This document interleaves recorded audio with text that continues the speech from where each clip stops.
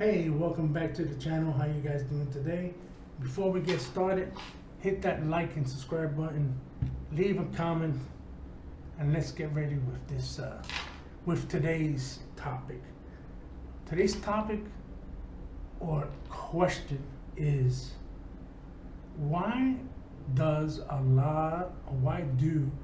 lot of people that are Christians or religious always mentioning Jesus is just right around the corner, look at the signs? I think that, to me personally, is irrelevant. From the very beginning, Jesus always told us to always be prepared. And he taught us what we need to do to be prepared, just like in the army. You know, you go to basic training, they teach you what you need to do to survive, and you go. So, to me, we lose focus on that. We lose focus if we're worried about the signs of that Jesus is coming. Is that we probably have doubts that we are not doing everything that's correct that Jesus wants us to do, and you're worried, right?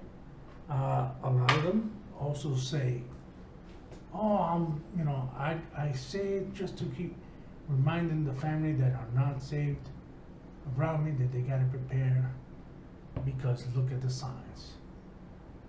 So if you're coming up to me and your family member says you gotta prepare because the signs are here that Jesus is coming, is that you're having doubts in my faith. And I think that it's not up to any of us to remind or judge each other's faith. Remember, salvation is individual. I can lead you to water, but I can't make you drink it. There's a saying, oh, you can take a horse to the river, but you can't make him drink. Or you can't teach an old dog new tricks, right?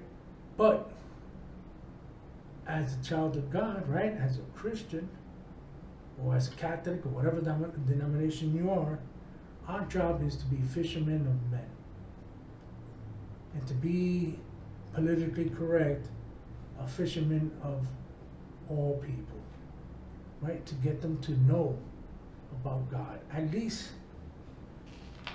interested in trying to figure out how to live the perfect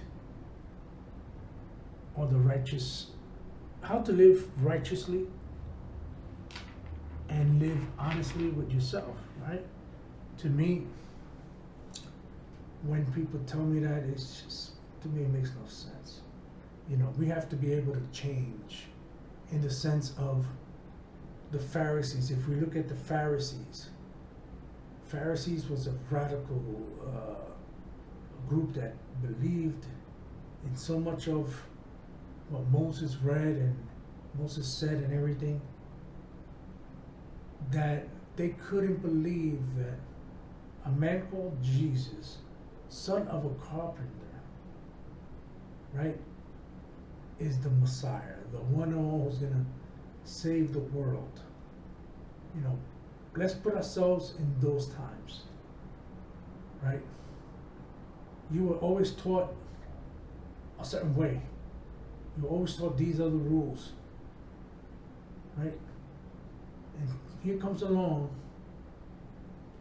this man that's totally opposite of what they were probably thinking. If I was in those times and I was read those rules and was taught the word, think about this. They're talking about a supreme being, God.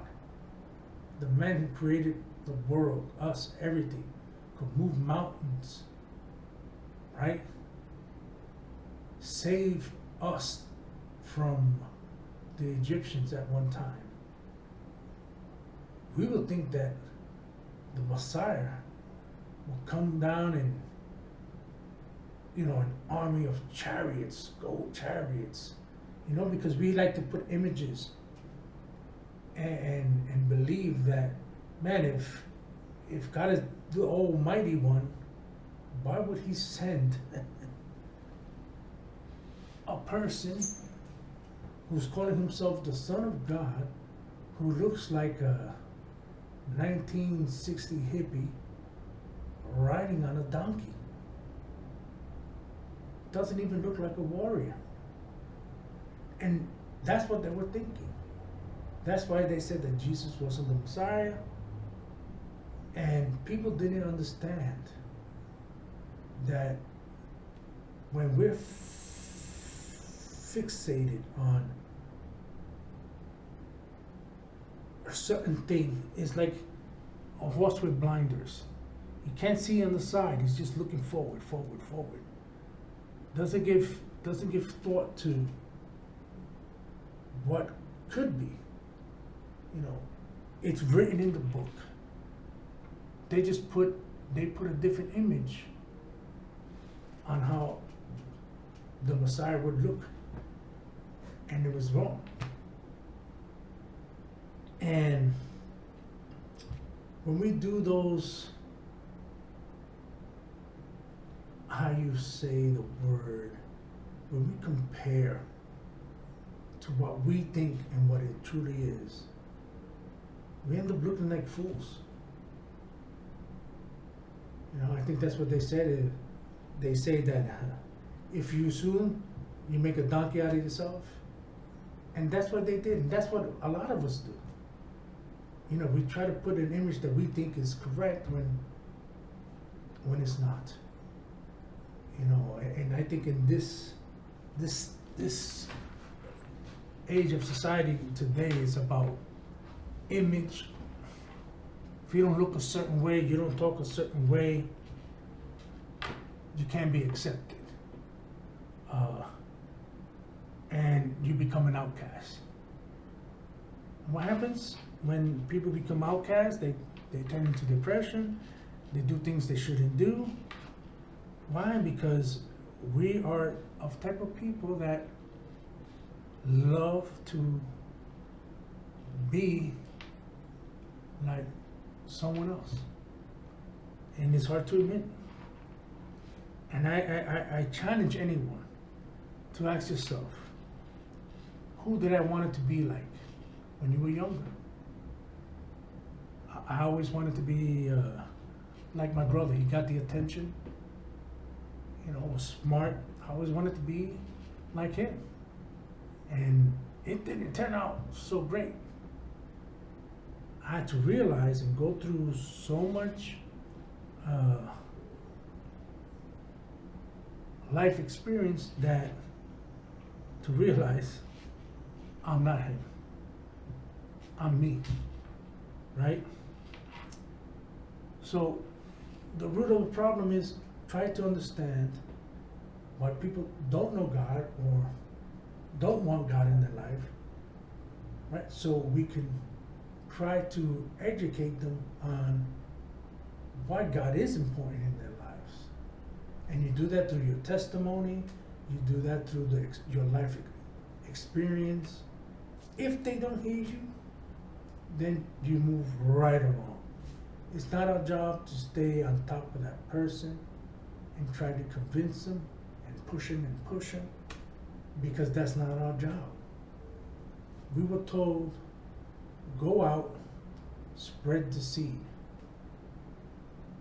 If that seed is going to grow, right, they'll come back to you, ask you questions, and there'll be a limit. There's got to be a limit, because God picks certain people, gives certain people certain talents to help them.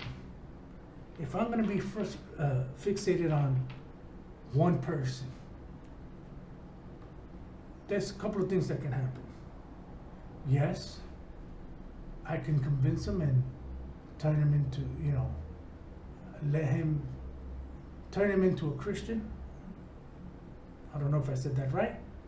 Or push him so much that turn him away from being a Christian. And to put it in easier terms, you're a farmer. You go spread seeds into your land. You water them.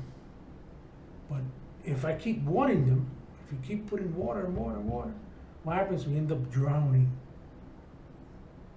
The plants, our crops won't grow. Start back again, and we end up doing the same thing. What we need to do is plant the seeds, water it one time, and let nature take over, right? And it works. And if it doesn't, what do? We start right again. Put the seeds. We don't give up. We just don't be fixated on, I gotta do it, because maybe you're talking to that certain person.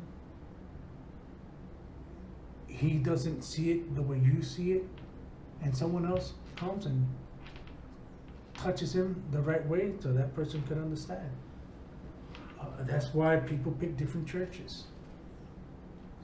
Some people go into a church, they see the pastor preach, don't like the way he preaches, they go to another church.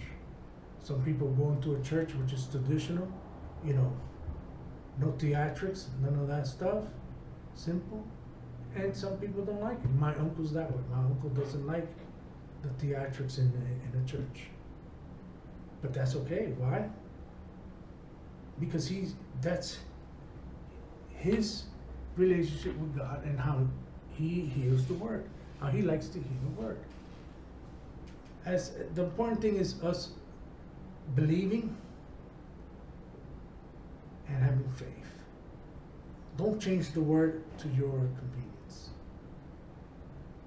But maybe a different approach is better. I think we could all learn from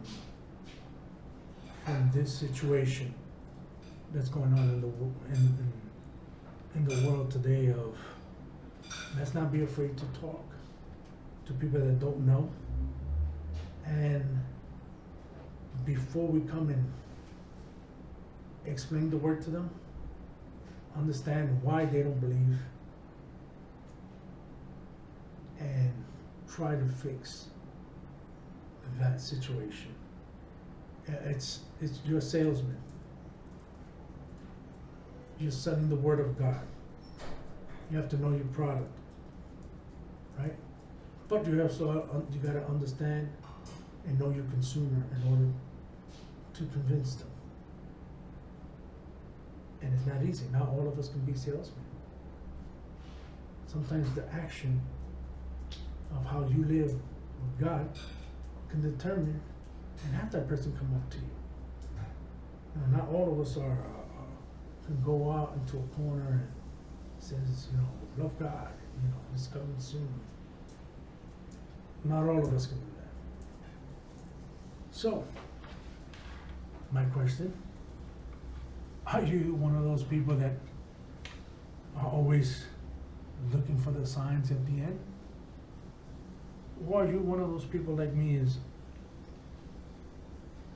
I'm already armed, I'm prepared. All I have to do is always reload whatever ammunition that life takes me and go. Because Jesus is going to come no matter what. I don't know what day, what time, but if he does, I'm ready. But if I don't go try to help someone that doesn't know who Jesus is and God is, then it's like going out into a field of mines and just stepping in all chaos. So, I know that I haven't put on a video in a couple of days, but just waiting on some confirmations on some of the people that I do want to talk to and want you guys to listen to. I would love for you guys to comment, leave me any questions or any doubts, or if I'm wrong, and give me some pointers that you think where I can changed the way I have this approach. So once again, like and subscribe, leave a comment, and God bless.